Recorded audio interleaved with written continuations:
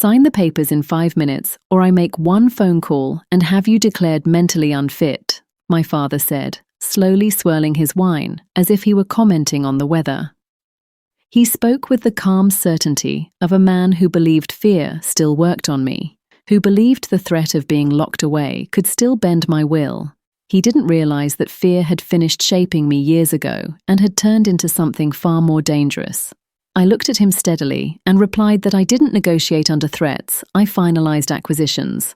4 hours earlier, I had been standing alone in my office, watching the financial ticker crawl across the screen mounted on the wall. Ashcroft Lodging Group, valuation $600 million. My name sat beneath it in clean, unforgiving text. I was 29 years old, and it had taken me 6 relentless years to build that line.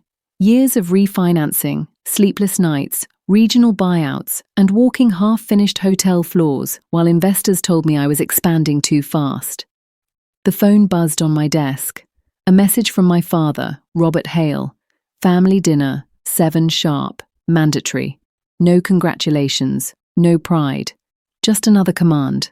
My stomach tightened before my mind caught up, a reflex left over from a time when his disapproval could still steal the air from my lungs. 6 years earlier, he had cut me off completely for marrying Evan, a junior architect with more ambition than money. He froze my access to the family trust, blocked every industry introduction, and even cancelled the health insurance he controlled through the family office. He told me I would come back crawling. Instead, Evan and I lived on boxed pasta and coffee, sleeping on a mattress beside exposed drywall while converting a bankrupt roadside motel into our first boutique property. He thought deprivation would break me. It trained me. I almost ignored the dinner summons until I checked my secure messages. A single line from my younger brother Caleb, still living under our father's roof. He's panicking. Check private debt filings. Urgent. Attached was a photo of a crumpled document pulled from a shred bin, a bridge loan default notice. I zoomed in.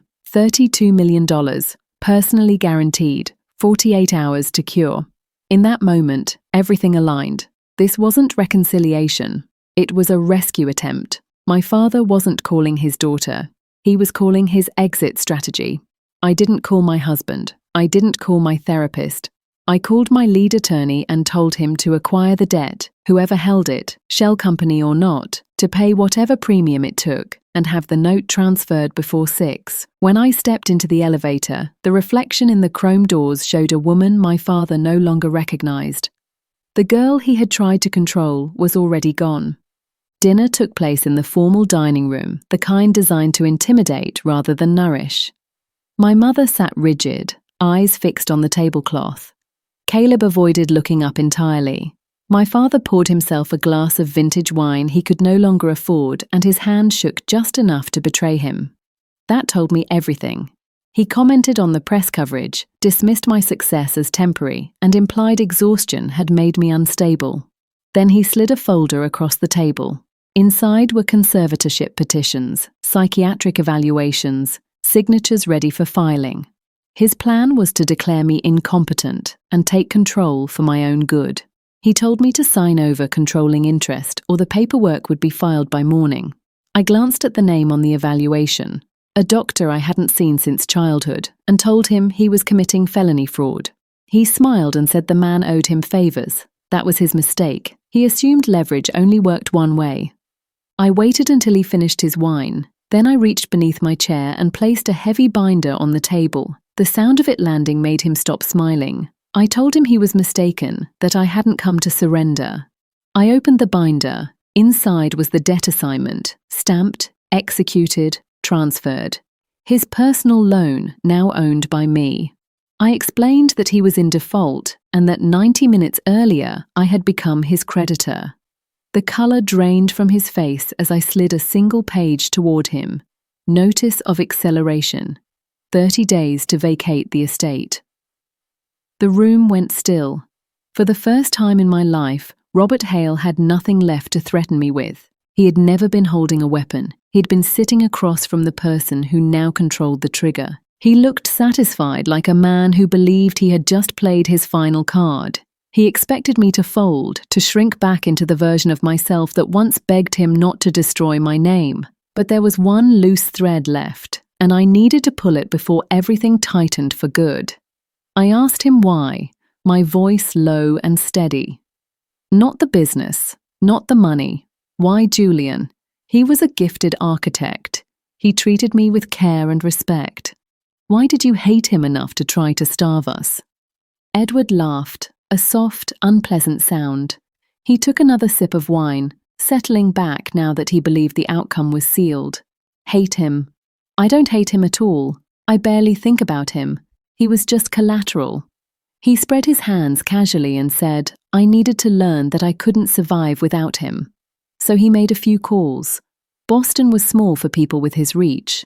He warned the top firms that if they hired my husband, Ashford Financial would pull every construction loan tied to them. He smiled as he said it, like he was recalling a clever prank. He told me he had heard we lived in a basement for a while, eating instant noodles, wearing second-hand coats. He admitted he checked my credit report from time to time, just to see how close I was to breaking. He said he wasn't being cruel, he was being a father. He had to let me hit bottom so I would remember who held the ladder. That was the moment the truth settled in. He hadn't just watched us struggle. He had designed it. Every skipped meal, every rejection Julian came home with, every night I lay awake terrified about rent had been planned. He called it parenting. Whatever microscopic trace of guilt I still carried vanished. I slid the envelope with the fabricated psychiatric reports back toward him. It clipped his wine glass with a sharp sound. I told him he loved leverage, so we should talk about his. His smile faltered and he snapped that I needed to sign or the papers would be filed in the morning. I told him the doctor could file whatever he wanted. It wouldn't matter. He wasn't negotiating with a chief executive anymore. I opened the heavy binder on the table. Inside were not merger documents, but transfer papers stamped with the seal of the Commonwealth of Massachusetts. I turned it so he could read. 6 months earlier, he had taken out a $28 million bridge loan from a private equity firm, high interest, short term, personally guaranteed and secured by a controlling share of his company. His face drained. He said it was confidential and demanded to know how I knew. I told him the lender was a shell operation and they had sold the debt when they believed he was about to default. I leaned forward and told him I bought it. I owned the shell, I owned the debt, and I owned the default clause. He stared at the pages, realization creeping over him. He wasn't facing a daughter he could threaten with false diagnoses. He was sitting across from his creditor. I told him I was calling the loan in full, payable immediately. His face darkened, a vein pulsing at his temple. He surged to his feet, slamming his knees into the table, chair crashing behind him. He shouted that it was fraud and lunged for the binder. My brother jumped up and shouted for him to stop. Edward shoved him aside, sending him into the sideboard. A crystal decanter shattered across the floor. Edward screamed for him to sit down as he clawed at the binder, trying to tear it apart. I stayed still. I picked up my phone, my thumb hovering over a single prepared word addressed to my lead counsel. Execute. I watched him struggle with the pages, breath ragged, dignity gone, like a man fighting something he could not touch. Then I sent the message. I told him to go ahead and destroy it. Tear it up, burn it, do whatever he liked. He froze, pages crushed in his hands, and looked at me. I told him it didn't matter. That binder was only a courtesy copy. My legal team had already filed the judgment electronically the moment I gave the signal. It's already on the docket, I said, tapping the table once. Public record. The debt's been called. The default is logged. Time's up. The binder slipped from his hands and hit the table with a dull final sound. He shook his head, grasping for ground. He said he still had assets, that he had the house. I corrected him calmly. Foreclosure took time. I wasn't interested in time. I wanted speed. I stood and smoothed my dress as if we were rearranging place cards rather than witnessing a collapse. That was why I'd reviewed the collateral agreement he signed to get the bridge loan. To secure it, He pledged his controlling stake as collateral. I stepped around the table until I stood directly in front of him. The smell of wine and fear hung heavy. Under the applicable commercial code, a secured creditor could seize voting rights the moment a default occurred to protect the asset. I leaned in and lowered my voice. I was the creditor. I had just exercised that right. His shares were mine. The board was mine. The building was mine. He wasn't. Phones began buzzing. His, mine, then my brother's. An ugly little chorus announcing the same ending. I told him it was probably the board secretary. They'd been notified of the change in control. I met his eyes and congratulated him on his retirement. He had just been removed from his own company. He stared at his screen like it was written in symbols he couldn't read. Color drained from his face with frightening speed. He sagged into his chair, all the air seeming to rush out of him at once. For years he'd loomed over my life, the man who set the temperature in every room. Now he looked small in an expensive suit, a bitter old man who borrowed too much to buy loyalty he never earned.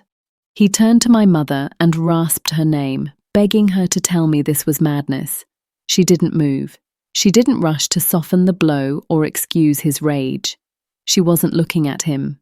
She was looking at me, eyes wide with fear and something close to awe.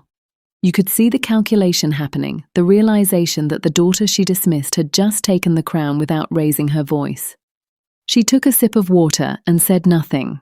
That absence of words carried more weight than any argument. It was the sound of allegiance shifting. I glanced at my brother. He lifted the wine glass he hadn't touched all evening, took a slow drink, set it down, and met my eyes. The slightest twitch at the corner of his mouth. A salute. "You have 30 days, I said, letting the words settle like a heavy cover over the room.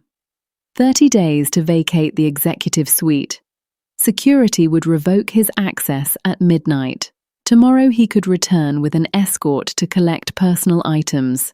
Photos, plants. The files would stay. He made a choking sound and protested that he built that office. I replied that he leveraged it to cover reckless bets. Now it belonged to me. My team would audit the books on Monday. If I found more misuse of funds, I wouldn't stop at termination. I would pursue charges.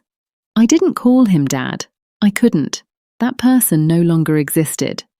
I picked up my purse, expecting to feel the weight of what I'd done. Instead, I felt light, like air had finally found its way back into my lungs. My mother whispered my name and asked where I was going. I said I was going home.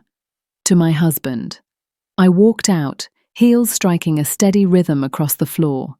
Behind me, a chair scraped and a voice broke, hurling names and curses, the final noise of a ruler with nothing left to command. I didn't slow. I didn't look back. I passed the portraits of ancestors who would have despised me, crossed the hushed foyer, and pushed through the heavy front door. Night air hit my face, cold and clean. I breathed deeply, like the oxygen finally belonged to me. I descended the steps to my waiting car and kept moving. You don't turn around once you've escaped a fire. When I got home, the penthouse was calm. No celebration. Just the city humming below and the scent of garlic and basil drifting from the kitchen. Julian stood at the stove in a paint-marked shirt, stirring sauce, humming off-key. He turned, smiled, and greeted me like it was any ordinary evening. He said he made my favorite: cheap noodles, good wine, tradition. He didn't ask if I'd won or what I'd dismantled. He just offered me dinner. I set my purse down and stepped into him, pressing my face against his neck, familiar and grounding.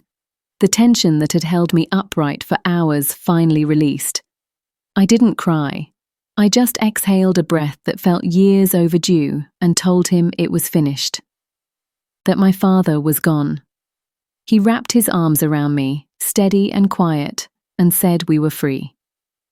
We ate on the balcony, watching the city lights flicker on. We talked about hotel plans, rooftop pools, maybe getting a dog. We didn't talk about him. We didn't talk about money. We talked about the life we built, piece by piece, without asking permission. 3 months later, I stood in the corner office at the tower. The name on the door read CEO. The sign on the building had changed too. The old company name was gone, replaced by ours. My assistant knocked to say the architects had arrived for the walkthrough. I told her to send them in, then turned back to the window and caught my reflection. Still me. Just sharper. I touched the pearl earrings at my ears. They weren't new. They were my grandmother's, the only thing I'd taken from that house. A week after the dinner, my mother mailed them with a short note saying they belonged with me. I kept them as a reminder. You don't choose your family, but you can choose when to remove them from power. Julian walked in with blueprints, unrolling them across my desk, grinning. He asked if I was ready to build something new. I smiled back. Always.